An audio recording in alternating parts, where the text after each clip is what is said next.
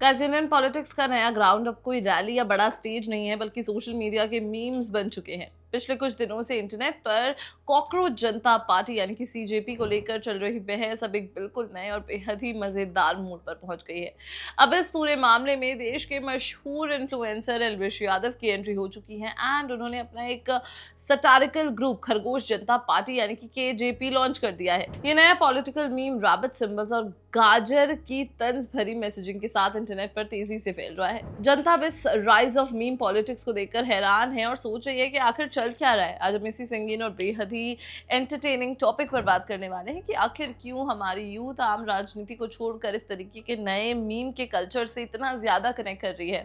Well guys, देखने में तो ये सब सिर्फ एक सस्ता सा मजाक और कॉमेडी लग सकता है, लेकिन sociological wellness expert doctor Aninda Sidhana का मानना है कि इसके पीछे एक बेहद ही गहरा साइकोलॉजिकल प्रोसेस चल रहा है।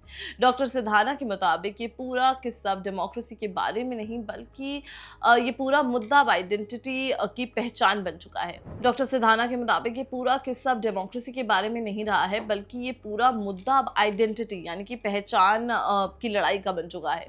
आजकल का यूथ पुरानी लॉयल्टी या पॉलिसी की बहसों से बोर हो चुका है और सोशल मीडिया उन्हें एक नया रास्ता दे रहा है। साइकोलॉजिस्ट इस चीज को आइडेंटिटी परफॉर्मेंस कहते हैं, जहां यंग लोग पब्लिक प्लेटफॉर्म पर सिंबल्स का यूज करके ये दिखाते हैं कि वो किस ग्रुप का हिस्सा है। सीजेपी और केजेपी के केस में सिंबल्स एक कॉकरोच और एक खरगोश बन चुके हैं जो इंटरनेट पर आग की तरफ फैल रहे हैं, क्योंकि ये लोगों को बहुत ध्यान खींचने वाले लगते हैं। मतलब बात करते हैं कि ये आखिर कॉकरोच जनता पार्टी इतनी बड़ी हिट कैसे हो गई। डॉक्टर सिधाना ने इसको आइडेंटिटी थ्रेट थ्योरी के जरिए समझाया है। जब यंग लोगों को सोसाइटी में कमजोर दिखाया जाता है या उन्हें हल्के में लिया जाता है, तो वो उस इनसिग्निफिकेंस को ही अपनी सबसे बड़ी ताकत बना लेते हैं। सीजेपी का मूवमेंट उन बच्चों की भड़ास से शुरू हुआ था जो एकेडमिक प्रेशर, कॉम्पिटिटिव एग्जाम्स के पेपर लीक और इंस्टीट्यूशनल फेलियर से पूरी तरीके से परेशान हो चुके थे।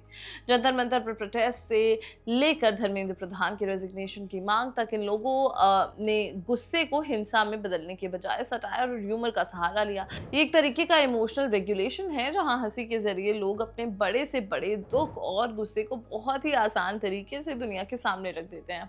वहीं दूसरी तरफ एल्विश यादव की खरगोश जनता पार्टी ने आकर इस पूरे गेम को एक नया रूप दे दिया है। डॉक्टर सिधाना इसको मेटा सटायर कहते हैं, यानी एक मजाक पर बनाया गया दूसरा मजाक।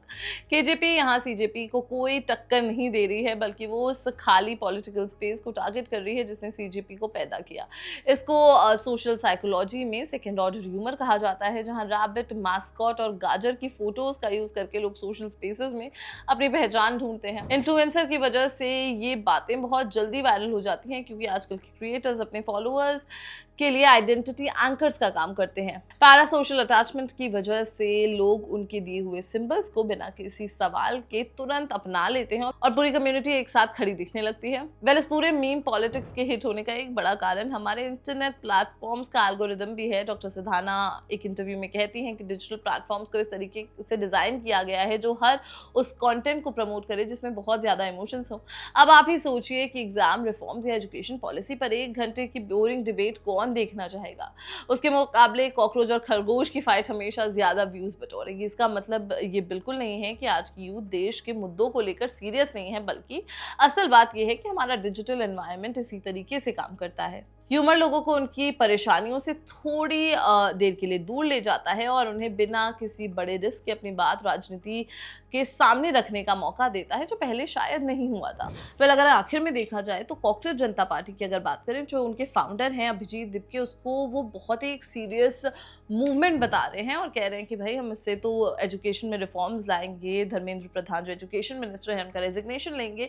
वहीं एल्विश की जो खरगोश जनता पार्टी है वो एक बेसिकली एक सटारिकल ग्रुप है जो थोड़ा बहुत मस्ती मजाक कर रही है, मीम्स को भी प्रमोट कर रही है। वेल, इस पर आपका क्या सोचना है, कमेंट सेक्शन में ज़रूर बताएं and till then keep watching Bollywood live.